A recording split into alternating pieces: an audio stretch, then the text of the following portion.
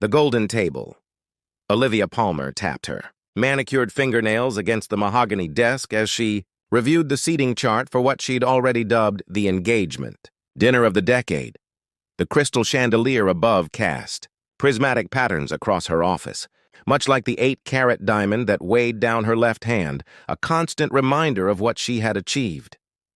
The Donovan family needs to be at table 3, not 4, she instructed her assistant, Mia. And make sure the Harrington Smiths are nowhere near the Chandlers. They've been feuding since that charity gala fiasco. Mia nodded, making notes with the efficiency that had kept her employed despite Olivia's notorious perfectionism. As fashion director for Luxe magazine, Olivia had built her career on flawless execution and an uncanny ability to predict trends. Her engagement to Julian Reed, restaurant magnate and one of Boston's most eligible bachelors, was the culmination of a life strategically crafted toward success. Julian called, Mia said softly. He wants to know if you've approved the menu for Pinnacle Resort yet. Olivia sighed, brushing a strand of chestnut hair behind her ear. Tell him I'll call back after my meeting with the event coordinator. I still think white truffles are too predictable for the appetizer. The Pinnacle Resort, nestled in the Berkshires, was Julian's suggestion, an exclusive retreat where celebrities and tech billionaires disappeared for weekends of discreet luxury. For their engagement celebration, they had reserved the entire property, 75 guests, 5-course dinner, and an after-party beside the infinity pool overlooking the valley.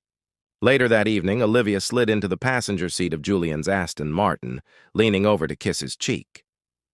Julian Reed carried himself with the quiet confidence of someone who had earned his place in the world. His dark eyes held a warmth that had first drawn her to him at a restaurant opening 2 years prior.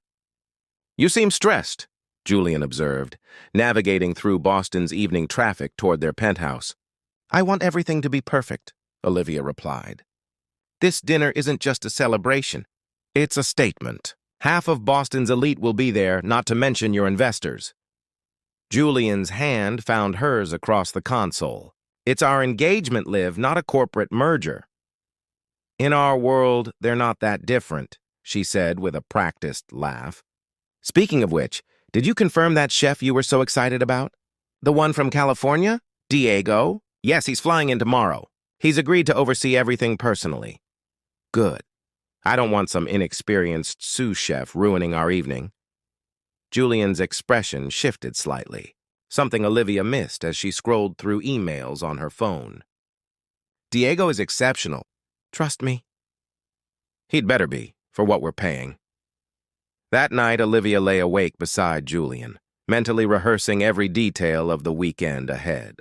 In 2 days, they would travel to Pinnacle Resort, where 75 of their closest friends and most valuable connections would witness the official beginning of their life together. Everything had to be flawless. The flowers, the music, the wine pairings. As Julian slept peacefully beside her, Olivia gazed at her engagement ring, watching it capture the city lights filtering through their floor-to-ceiling windows. This was what success looked like. This man, this lifestyle, this future. Nothing would derail her perfect narrative. Not a single thing. Beneath the surface. The Pinnacle Resort bustled with staff preparing for the Reed-Palmer engagement celebration. In the heart of the kitchen, Diego Vega moved with practiced precision, his forearms marked with faint burn scars, badges of honor from 15 years in professional kitchens. The oysters need more acidity, he told his sous chef Renee, and the timing on the Wagyu must be perfect. We're cooking for 75, not 700. Precision over production. Renee nodded, having worked with Diego long enough to understand his exacting standards. What she didn't understand was why he'd accepted this assignment when he rarely left his acclaimed San Francisco restaurant these days. Chef, the groom is here to see you, announced a server. Diego wiped his hands on his apron and stepped into the dining room, where Julian stood admiring the breathtaking mountain views. The two men's eyes met, and a complex history passed between them. You didn't have to come all this way, Diego said, embracing Julian warmly. For my engagement dinner? I needed the best. Julian stepped back, smiling. Besides, it's been too long. The two men walked through the empty dining room, their conversation flowing with the ease of deep familiarity. "How's business?" Diego asked. "Expanding. Opening 2 new locations next quarter," Julian replied. "But I miss the kitchen sometimes. The simplicity of creating something with your hands." Diego nodded. "That's why I still work the line 3 nights a week. Can't stand being just an owner." What remained unspoken was their shared beginning.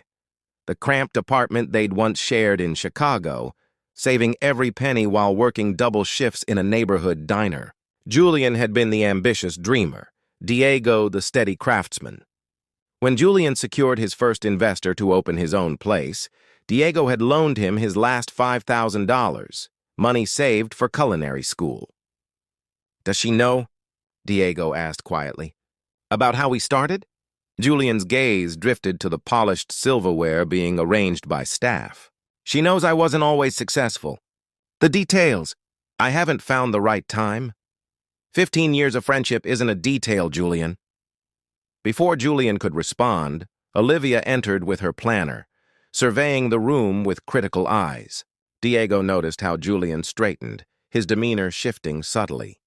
"Darling, this is Diego Vega," Julian said. "The chef I told you about." Olivia offered a practiced smile and a limp handshake. "I hope you understand how important this dinner is, chef. Many of our guests are accustomed to dining at Michelin-starred establishments." "I understand expectations, Ms. Palmer," Diego replied evenly. "I've run a 3-star restaurant for the past 5 years." Her eyebrows lifted slightly. "Wonderful. Then we should have no problems. I've made some adjustments to the menu. The saffron in the second course, I'd prefer it replaced with something less common." Diego and Julian exchanged a glance that Olivia missed entirely. "I'll review your suggestions," Diego said diplomatically. After Olivia left to check on the floral arrangements, Julian lingered in the kitchen. "She's under a lot of pressure," he said, though Diego hadn't asked. "We all are." Diego returned to his station. "But remember what Chef Morales used to say? In my kitchen, the only hierarchy is respect." Julian nodded, remembering the tiny Chicago restaurant where they'd both started as dishwashers, sleeping on floor mattresses and dreaming of someday having their own places. "I remember," Julian said quietly, "more than she knows." The boiling point, the engagement dinner began flawlessly. Sunlight faded behind the mountains as 75 guests in evening wear mingled through cocktail hour. Olivia glowed in a champagne silk gown, moving effortlessly between conversations with fashion editors, restaurateurs, and Julian's investors. "Everything is perfect," she whispered to Julian, squeezing his hand as they greeted the mayor and his wife. The first 2 courses arrived precisely on schedule, a delicate amuse-bouche of caviar with Diego's signature citrus foam, followed by a butter-poached lobster that drew appreciative murmurs from even the most jaded palates. In the kitchen, Diego orchestrated his team with quiet authority, tasting sauces and inspecting each plate. The third course, his renowned Wagyu preparation, required precise timing and temperature. A small kitchen fire near the pastry station threw the timeline into jeopardy, delaying service by 12 minutes. At table 1, Olivia checked her watch repeatedly, her smile growing tight. After 15 minutes, she excused herself and strode purposefully toward the kitchen. She pushed through the swinging doors to find the kitchen in controlled chaos, staff extinguishing the minor fire while Diego calmly redirected resources. "To salvage the third course, what is happening in here?" Olivia demanded, her voice cutting through the kitchen noise. "We have the editor of Cuisine Quarterly waiting out there." Diego looked up from the plate he was finishing. "We had a small setback. The course will be ready in 3 minutes." 3 minutes? Do you know how unprofessional this looks?" She stepped closer, lowering her voice but increasing its intensity. "Julian vouched for you personally, and this is how you repay him?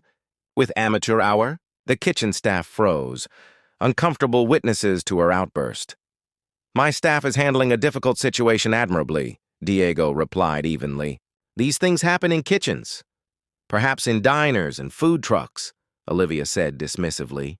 "I expected professionalism from someone supposedly at your level. Though looking at you..." Her eyes flicked to his scarred hands and the simple watch on his wrist. "Perhaps Julian was being charitable with your reputation." A line cook dropped a spoon, the clatter painfully loud in the sudden silence. "This is unacceptable," Olivia continued. "Do you have any idea who's out there? People who could make or break establishments like yours with a single social media post. People from our world." Diego's expression remained neutral, though his eyes briefly flicked to the kitchen entrance. There stood Julian, his face unreadable as he observed the scene. "The Wagyu will be served in 3 minutes," Diego repeated calmly. "With your permission, I need to finish preparing it." Olivia turned sharply, noticing Julian for the first time. His expression gave her pause. "Is there a problem?" he asked quietly. "Just ensuring our standards are maintained," Olivia replied, composing herself instantly. "Everything's fine." Back at the table, the delayed Wagyu arrived to enthusiastic praise. Olivia smiled and accepted compliments about the exceptional menu. Her earlier frustration hidden behind perfect social veneer, only Julian remained subdued. His attention divided between polite conversation and the kitchen doors, behind which worked a man whose true place in his life remained his most closely guarded secret. Truth served cold. The fourth course, a palate-cleansing ginger and lemongrass sorbet, arrived without incident. Conversation flowed freely among the guests, aided by impeccable wine pairings and the mountain resort's intimate atmosphere. Olivia had regained her composure, though Julian's unusual quietness didn't escape her notice. "Is everything all right?" she whispered, leaning close as applause followed a congratulatory toast from her father. Julian nodded, squeezing her hand reflexively. "Just thinking." Before dessert, Julian stood, clinking his glass for attention. Olivia smiled up at him, expecting the standard expression of gratitude for attendance. "Before we conclude this wonderful evening," Julian began, his voice warm but carrying an unfamiliar tension, "I want to recognize someone special, without whom none of this," he gestured to the room, to his tailored suit, to the life he'd built, would exist. He walked toward the kitchen and returned with a surprised Diego, still in his chef's whites. "Many of you know Diego Vega as the chef behind Lumiere in San Francisco," Julian said. "What you don't know is that 15 years ago, Diego and I were homeless, sleeping on floor mattresses in a studio apartment we could barely afford." Olivia's smile froze as whispers rippled through the elegant gathering. "When no bank would loan me money for my first restaurant, Diego gave me every dollar he had saved for culinary school." Julian's voice grew thick with emotion. "He believed in me when no one else would. He worked double shifts so I could meet with investors. He tested my menu concepts after 16-hour workdays." Diego looked down, uncomfortable with the attention. Olivia sat perfectly still, her champagne untouched. "Success isn't built alone," Julian continued. "It's built through the generosity and faith of people who see something in you that you can't yet see yourself." He turned to Olivia, his expression gentle but firm. "When we judge people based on appearances or momentary circumstances, we miss the extraordinary depth of character that truly defines them." The room had fallen silent. Olivia felt every eye upon her, including Diego's, kind despite everything. "Diego isn't just an exceptional chef I hired for our engagement dinner," Julian said. "He's my oldest friend, my first investor, and the most decent man I know." The silence lingered until a distinguished older woman, the food critic Olivia had been so concerned about, began to applaud. Others joined until the room filled with appreciation. Later, as guests mingled over dessert and coffee, Olivia found herself alone on the terrace, the night air cool against her flushed skin. Julian joined her, his face solemn. "You could have told me," she said quietly. "Would it have mattered?" he asked. "Would you have seen him differently?" "That's not fair." "What wasn't fair was how you spoke to him," Julian replied. "Not just to Diego, to the entire kitchen staff." Olivia turned to face him fully. "I wanted everything to be perfect for you, for us. Perfect doesn't mean flawless execution, Liv. It means authentic connection. Respect for every person who makes our life possible." She looked out at the mountains, invisible in the darkness, but present nonetheless. I don't know how to fix this. Julian's voice softened. Start by understanding what truly matters. A new recipe dawn broke over the mountains as Olivia, sleepless and still in yesterday's makeup, made her way to the kitchen. She found Diego preparing breakfast pastries, his movements efficient even after the previous night's marathon service. "You're up early," he said, without looking up from the dough he was rolling. Olivia hesitated in the doorway. "I wanted to speak with you before everyone else wakes up."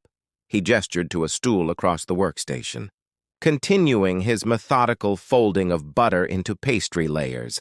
"I owe you an apology," she began, the words unfamiliar on her tongue. "My behavior was inexcusable." Diego's hands never stopped working. "In kitchens we have a saying, pressure reveals character." "Then my character needs work," Olivia admitted. "Julian told me everything last night. About Chicago, the apartment, how you gave up culinary school for him." "He was worth betting on," Diego said simply. Olivia watched his scarred hands, now understanding the years of sacrifice they represented. "I've spent my entire life climbing to where I am, fighting for respect in an industry that rarely gives it freely to women. Somewhere along the way, I forgot to extend that same respect to others." Diego finally looked up, his expression softening.